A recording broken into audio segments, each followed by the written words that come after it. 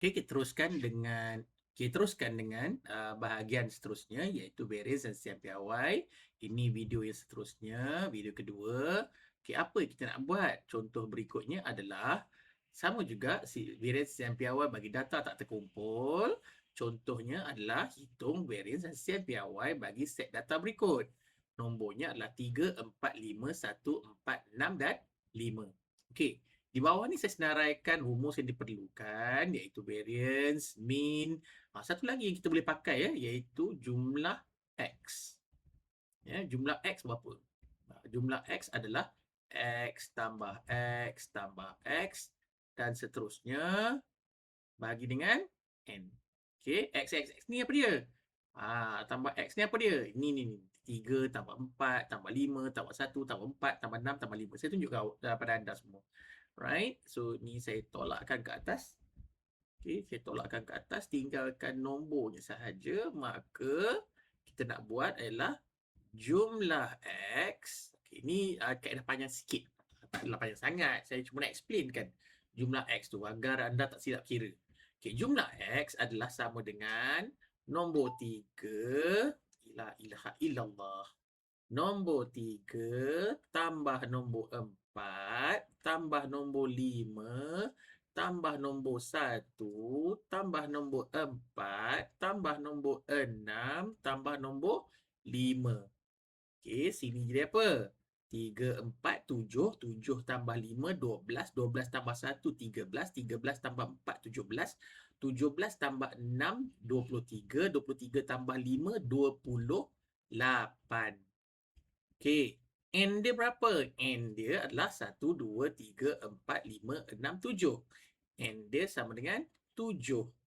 Maka mean sama dengan berapa? Mean atau X bar sama dengan 28 bahagi dengan 7. Maka dapat jawapan dia 4. Dapat jawapannya 4. Alright. Seterusnya kita nak cari pula iaitu jumlah X kuasa 2. Jumlah X kuasa 2 adalah semua bacaan ni tadi anda kuasa 2 kan? Maka 3 kuasa 2 tambah 4 kuasa 2 tambah 5 kuasa 2 tambah 1 kuasa 2 tambah 4 kuasa 2 tambah 6 kuasa 2 tambah 20 Astaghfirullahalazim. Tambah 5 kuasa 2. Cepat betul nak kuasa 2 kan? Maka sini ada 9 tambah 16 tambah 25 tambah 1 tambah 16 tambah 36 tambah 25. Okey, macam mana nak buat? 9, 16, 25, 1. 9, 16, 25, 1.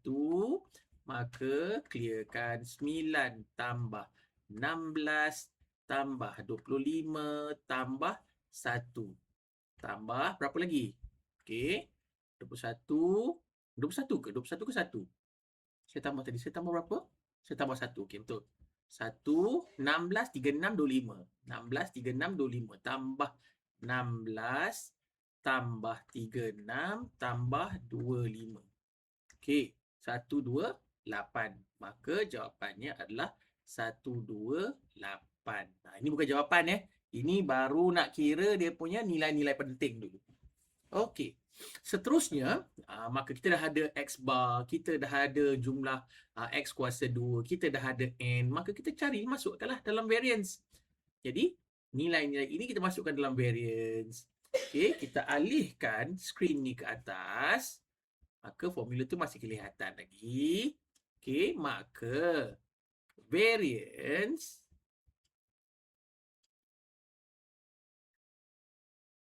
atau tau kuasa 2 sama dengan jumlah X kuasa 2 128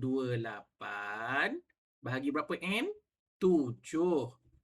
Tolak dengan X bar tadi berapa? 4.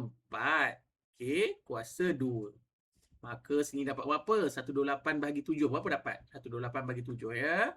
128 bahagi dengan 7. Maka kita akan dapat 18.29. 18.29. 18.29. Tolak dengan 16. Masya Allah. 16. Jadi, jawab apa? 18 tolak 16, 2.29. Okey, ni variance. Okey, baru boleh ada hashtag. Okey, ni jawapan pertama iaitu variance. Okey, sisihan piawai